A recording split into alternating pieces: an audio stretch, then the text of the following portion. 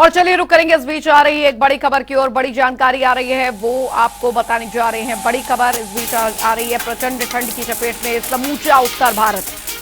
बड़ी खबर, हरियाणा में भी कड़ाके की ठंड जारी है। ये बड़ी जानकारी, शीतलहर और धुंध के आगोश में है पूरा उत्तर भारत। तो घनी धुंध से विजिबिलिटी बेहद कम हो चुकी है, कई इलाकों में तो जीरो विजिबिलिटी बनी हुई है। चलिए ग्राफिक्स भी आपको यहां पर दिखाएंगे हम, और तस्वीरें। लेकिन देखिए, सुबह के वक्त अलाव का सहारा यहां पर लेना पड़ रहा है लोगों को, ठंड का टॉर्चर, और कहां कहां पर कितना जो तापमान है वो बना हुआ है वो हम आपको ग्राफिक्स के जरिए दिखा रहे हैं। नारनौल में 2.4 डिग्री सेल्सियस, हिसार में 2.5 डिग्री सेल्सियस, गुरुग्राम में 3.9 डिग्री सेल्सियस, झज्जर में 4.0 डिग्री सेल्सियस, फतेहाबाद में 4.2 डिग्री सेल्सियस, सिरसा में 5.2 डिग्री सेल्सियस, भिवानी में 5.5 डिग्री सेल्सियस, सोनीपत में 5.9 degree Celsius, Balsamand Hisar 1.2 degree Celsius, Mahendragarh 1.7 degree Celsius, Narnaul में 2.4 डिग्री सेल्सियस।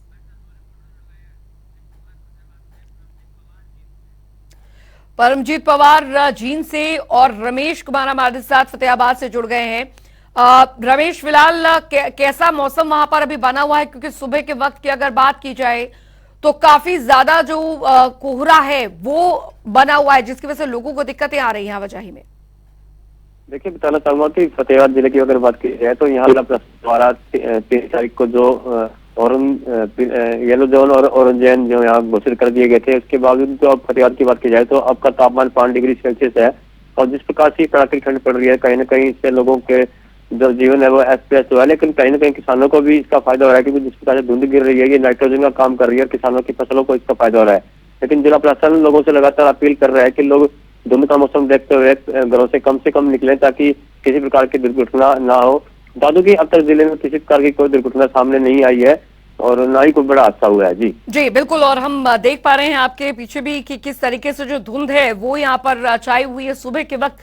फिलहाल यही हालात जो है वो यहाँ पर बने रहते हैं। परमजीत भी हमारे साथ लगातार बने हुए हैं। परमजीत, फिलहाल वहां पर किस तरीके का मौसम बना हुआ है? प्रशासन की किस तरीके से तैयारियां हैं? क्योंकि खासकर सुबह के वक्त तो हालात ऐसे होते हैं कि आप सड़कों पर चल रहे हैं लेकिन कुछ दूरी का भी जो तस्वीर है वो नहीं दिख पाती है, क्योंकि विजिबिलिटी जीरो है, धुंध काफी ज्यादा है। बिल्कुल अजय, देखिए इस मौसम का लुत्फ उठाने के लिए लोग जो है बाहर कुल्लू मनाली की तरफ रुख करते हैं। लेकिन अब जींद जिले की अगर बात की जाए तो जींद जिला जो है इतना ठंडा शहर हो गया है और लगातार जो है धूल का कहर जारी है। मैं फिलहाल तस्वीर आपको दिखाऊं तो विजुअलिटी जीरो है, कुछ दिखाई नहीं दे रहा है। जो वाहन है वो अपनी लाइट जलाकर रेंग कर चलते नजर आ रहे हैं। हालांकि जो काम पे जाते हैं जो मजदूर, वो उनको काफी परेशानियों का सामना करना पड़ता है, क्योंकि जब वो घर से निकलते हैं तो धूल उतनी ज्यादा हो जाती है, कुछ दिखाई नहीं देता। हालांकि इनके दोनों के चलते जो है कुछ ट्रेनें भी लेट है, कुछ बसें भी लेट है, तो आम जन जो है उसको पूरा प्रभावित हुआ है। और बात की जाए किसानों की तो जो ये धुंध पड़ रही है, किसानों से धुंध से जो है किसानों को काफी फायदा होगा। किसानों को कहना है कि जितनी ज्यादा ठंड जो है अब की बार पड़ेगी, हमारी जो फसल है गेहूं की वो उतनी ही जो है दुगनी मात्रा में होगी। ये कहीं ना कहीं किसानों के लिए जो है फसल के लिए फायदेमंद है ठंड। लेकिन आम जन का जो आम जन है वो प्रभावित हुआ है और लोगों का घरों से निकलना मुश्किल हो गया। जींद सिविल हॉस्पिटल की अगर बात की जाए तो लगातार ओपीडी में इजाफा हुआ है। सर्दी खांसी जुकाम के जो मरीज है वो उनकी संख्या बढ़ी है और डॉक्टर का भी ये मानना है कि जब आप घर से बाहर निकले तो जो है पूरे कपड़े पहन कर निकले और पूरा शरीर ढककर निकले। टोपा डालिए, टोपा पहनिए सिर पर और मोफलर डालिए। बात की जाए जैसे कोट वगैरह डालिए तो सब जगह जो है सर्दी से बचा जा सकता है। लेकिन देखिए 1 जनवरी की से बात की जाए तो जो छोटे बच्चे हैं, एक यूकेजी क्लास से यानी कि पहली क्लास से, और जो 9वीं तक के जो स्टूडेंट उनकी जो है सरकार ने छुट्टी कर दी है 15 तारीख तक, तो उनको जरूर जो है छोटे बच्चों को राहत मिलकर नजर आई है। क्योंकि जो छोटे बच्चे हैं वो ज्यादा बीमार हो जाते हैं जब ज्यादा सर्दी पड़ती है, तो जिसके कारण से काफी जो है आम जन प्रभावित हुआ है और धूल का कहर जो है उत्तरी भारत के अंदर जारी है। जी अंजलि, बिल्कुल अभी फिलहाल मौसम विभाग का भी यही कहना है कि आगे भी मौसम जो है वो कम से कम इस महीने की शुरुआत तक ऐसा ही बना रहेगा। रमेश, क्योंकि अभी फिलहाल अगर बात की जाए जो बेसहारा लोग हैं, जो गरीब लोग हैं, प्रशासन द्वारा उनके लिए क्या व्यवस्था है, खासकर रैन बसेरों की अगर यहाँ पर बात की जाए तो व्यवस्थाएं कैसी है रैन बसेरों की? देखिए, बताना चाहूंगा कि फतेहाबाद जिले जो प्रशासन है इनके द्वारा जो पहले ही पूरी तैयारियां कर ली गई थी कि मौसम विभाग द्वारा जिस प्रकार से चेतावनी दी गई थी, तो जिला प्रशासन भी पूरी तरह अलर्ट था। फतेहाबाद जिले की बात की जाए तो यहाँ 5 के करीब जो रैन बसेरे बनाए गए हैं जो बस स्टैंड के आसपास है। वहीं जो लोग बाहर घूम रहे हैं उनके लिए जो समाजिक संस्थाएं हैं वो भी जोरों शोरों से काम कर रही है, कंबल वितरित किए गए हैं। तो ऐसे में फिलहाल अब तक किसी प्रकार की भी किसी व्यक्ति की भी ठंड के कारण जो मौत नहीं हुई है। जो व्यक्ति बाहर से आ रहे हैं उन्हें ठहराव के लिए जिला प्रशासन द्वारा पुख्ता इंतजाम किए गए हैं। वही लगातार जिला प्रशासन अपील भी कर रहा है कि धुंध का मौसम है और ऐसे में लोग जो घरों से बाहर सिर्फ कोई जरूरी काम हो तो ही निकले, और वाहनों की भी दूरी के लिए जो रिफ्लेक्टर जो ट्रैफिक पुलिस द्वारा यहाँ लगाए गए हैं और लगातार पुलिस भी जो पेट्रोलिंग करके लोगों को सचेत कर रही है। जी बिल्कुल। परमजीत, आपके वहां पर किस तरीके की व्यवस्थाएं हैं रैन बसेरों की? वहां पर किस तरीके से संचालन जो है रैन बसेरों का हो रहा है? क्या जो गरीबों को और जो बेघर लोग हैं उन्हें इससे मदद मिल पा रही है?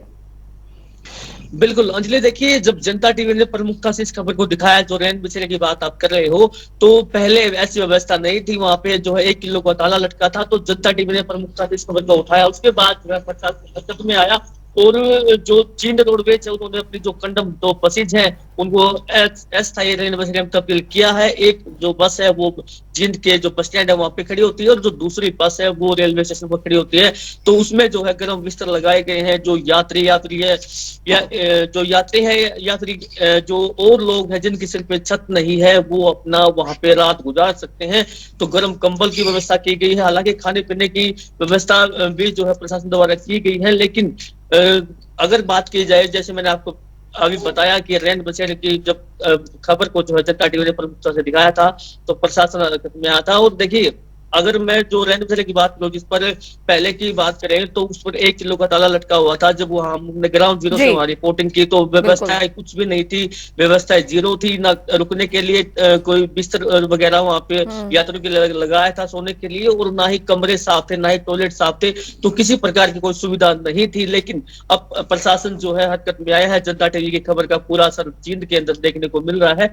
और बात की जाए तो प्रशासन द्वारा अब पूरे पुख्ता प्रबंध जो है किए गए हैं। रैन बसेरों की बात की जाए तो जो बसेज है उनमें रैन बसेरे बनाए गए हैं स्थायी रूप से।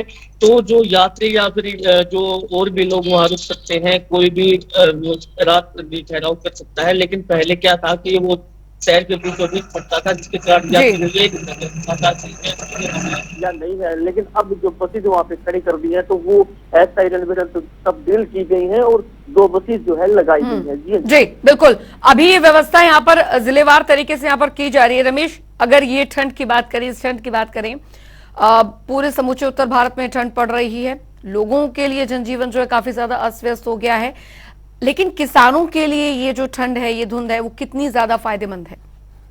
देखिए, बिल्कुल बताना चाहूंगा कि जिस प्रकार से ये धुंध का आगमन हुआ था तो कहीं ना कहीं किसानों के चेहरे इसमें खिले थे, क्योंकि जो धुंध है ये सरसों की फसल और गेहूं की फसल में जो नाइट्रोजन का काम कर रही है। कृषि विभाग के अधिकारियों का कहना है कि जिस प्रकार से 3 दिन से लगातार पीछे ये धुंध आ रही है और जो कोहरा बरस रहा है, इससे कहीं ना कहीं जो फसलें हैं वो अच्छी होंगी। और जो पिछली वर्ष जिस प्रकार से किसानों की जो फसलें कम हुई थी, लेकिन इस बार जो बम्पर फसल होने की आशंका कृषि विभाग द्वारा जताई जा रही है, क्योंकि जो धुंध है ये नाइट्रोजन का काम फसलों के लिए कर रही है। जी बिल्कुल। और यही वजह है कि किसानों के चेहरे जो हैं वो खिले हुए हैं परमजीत, क्योंकि किसानों के यहाँ पर बात की जाए, हर मौसम का अपना एक महत्व होता है, खासकर फसलों की बात यहाँ पर की जाए।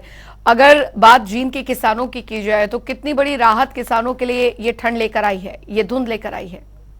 बिल्कुल अंजलि, देखिए अब की बार जो गेहूं की फसल है वो बम्पर फसल अब की बार उनके लिए होगी।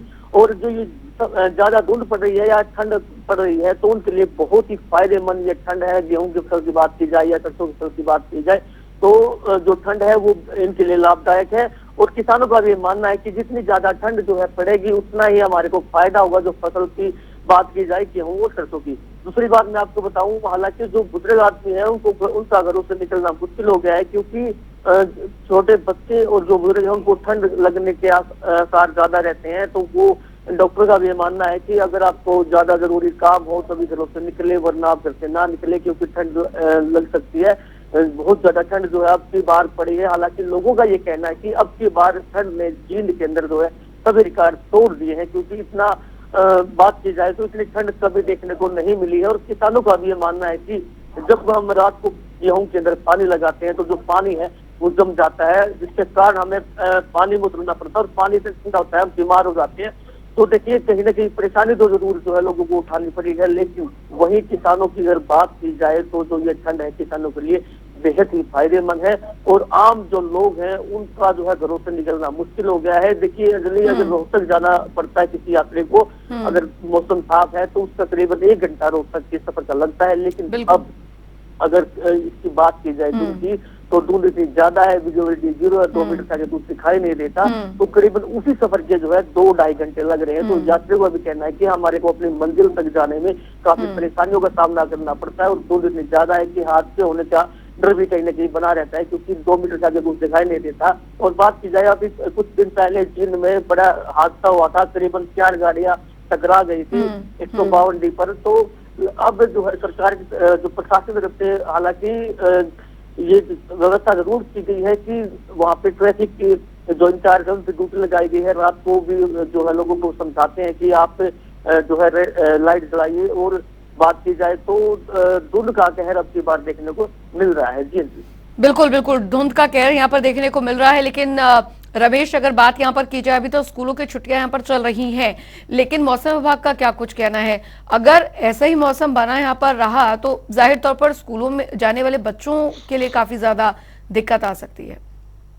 देखिए, बिल्कुल बताना चाहूंगा कि मौसम विभाग द्वारा पहले ही चेतावनी दे दी गई थी, लेकिन अब फिर से मौसम विभाग द्वारा अलर्ट किया गया है, क्योंकि ये उनका कहना है कि जो ठंड है या धुंध है वो कम नहीं होने वाली, आगे बढ़ेगी। तो ऐसे में जो अपने जो जिला प्रशासन है वो पूरी तैयारियों में बैठा है। और बता दूं कि फतेहाबाद जिले के अंदर जो रेल बसेरे थे ये 5 से 6 करीब बनाए गए थे, लेकिन अब बस स्टैंड जो फतेहाबाद से 6 किलोमीटर की दूरी पर चला गया है, तो वहां भी अधिकारियों द्वारा जो बाहर से यात्री आ रहे हैं उनके ठहरने की व्यवस्था की गई है। और जो लोग झुग्गी झोपड़ियों में रह रहे हैं उनको भी जिला प्रशासन द्वारा कंबल बांटे गए हैं। और जो सामाजिक संस्थाएं हैं वो भी जो समय समय पर इन लोगों को कंबल वितरित कर कर इनका ठंड से बचाव कर रही है। लेकिन फतेहाबाद जिले में अभी तक किसी भी राहगीरी की ठंड के कारण मौत नहीं हुई है और ना ही कोई जिले के अंदर कोई बड़ा हादसा हुआ है। जी चलिए, बहुत बहुत शुक्रिया इस तमाम जानकारी के लिए आप दोनों का ही। और ठंड का प्रकोप लगातार यहाँ पर बढ़ता जा रहा है, लेकिन अब मौसम विभाग ने कह दिया है कि इस पूरे महीने मौसम हो सकता है ऐसा ही बना रहे। एक और बड़ी